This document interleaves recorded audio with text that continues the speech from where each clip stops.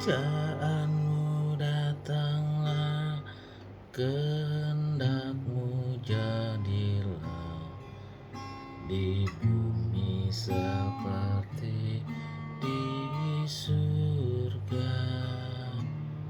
Kerajaanmu datanglah, kehendakmu jadilah di bumi seperti di surga. Shalom saudara-saudara yang terkasih di dalam Tuhan Yesus Kristus. Beberapa hari yang lalu saya selalu mengirim sebuah artikel tentang carilah dulu kerajaan Allah dan kebenarannya, maka segala sesuatu akan ditambah-tambahkan. Saya pernah menonton sebuah statement seorang hamba Tuhan yang kira-kira seperti ini. Kebanyakan manusia itu yang mereka kejar itu berkat dan mujizatnya, bukan Tuhan Yesus. Maka carilah dulu kerajaan Allah dan kebenarannya, maka segala sesuatu ditambah-tambahkan dalam hidupmu. Mencari kerajaan Allah dan kebenarannya adalah tugas kita. Segala sesuatu ditambahkan itu adalah tugas kerajaan surga, bukan tugas kita. Jadi ketika kita melakukan hal itu, kata ditambahkan itu sebenarnya artinya bisa dimultiplikasi menjadi magnet. Semuanya akan datang sendiri kepada kita. Yang perlu dipahami adalah begini. Saya ingin sampaikan, kita ini adalah pengelola, bukan pemilik. Harta, jabatan, status apapun yang melekat sama kita itu bukan punya kita. Mazmur 24 ayat 1, apapun yang dibawa ke langit itu adalah milik kerajaan surga, milik Tuhan. Jadi apapun yang kita punya dalam hidup ini, yang kita pikir kita punya, itu hanya pinjaman yang dipinjamkan sama kerajaan surga untuk dikelola. Makanya Matius 25 dikatakan diberikan talenta 5, 2, 1 sesuai dengan kesanggupan mereka. Kalau kita sanggupnya 1, sanggupnya 2, dititipkannya ya 2, dan harus dikelola.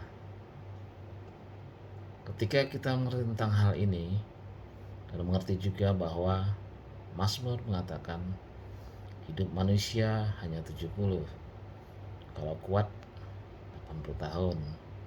Kita datang gak bawa apa-apa, kita pulang juga gak bawa apa-apa. Datang telanjang, pulang telanjang. Datang dikasih baju, pulang dikasih baju. Walau waktu dimandikan jenazahnya betul-betul gak bawa apa-apa. Jadi selama hidup ini kita harus mengerti bahwa kita adalah steward, mengelola, bukan owner, pemilik. Ketika kita mengerti tentang kebenaran ini, kita merdeka. Kita nggak akan membanding-bandingkan hidup kita sama orang lain. Kita nggak ada iri hati, nggak ada kecemburuan dan sebagainya. Karena kita merasa bahwa oke, berarti posisi saya segini, kapasitas saya segini, saya bertanggung jawab untuk melola. Dan ketika saya kelola dengan baik, saya dipercaya perkara yang lebih besar. Perkara yang lebih besar pun punya kerajaan surga, bukan punya kita. Jadi ketika kita mengerti tentang hal ini, kita merdeka hidupnya. Kita nggak ada banding-bandingkan sama orang lain. Dan ketika kita dapat yang kecil, misalnya dipercayakan Tuhan walau masih kecil, kita harus mengerti satu hal begini. Tongkat di tangan Musa gak ada artinya ketika bermitra sama Tuhan bisa membelah lautan. 5 roti dan 2 ikan gak ada artinya ketika bermitra sama Tuhan memberi makan ribuan orang. Batu dan umban gak ada artinya ketawain sama Goliat, tetapi ketika kita bermitra sama Tuhan membunuh Goliat. Jadi apapun yang masih kecil, ayo kita kelola bersama-sama. Itulah kebenaran, dan mengerti bahwa dunia ini pasti ada kesengsaraan hidup. Di dalam dunia yang penuh dengan dosa, jadi harus mengerti tentang hal itu. Saya sangat suka dengan apa yang Sadrak, Mesak, dan Abednego lakukan, dan itu statement yang paling dahsyat. Daniel 3 ayat 17 sampai dengan 18. Ayat itu menjadi sumber sebuah pedoman yang luar biasa. Jangan kasih kondisi sama Tuhan. Mereka diperhadapkan dengan tungku api. Mereka harus menyembah dewa yang raja Nebukadnezar buat. Pernyataan mereka cuma begini: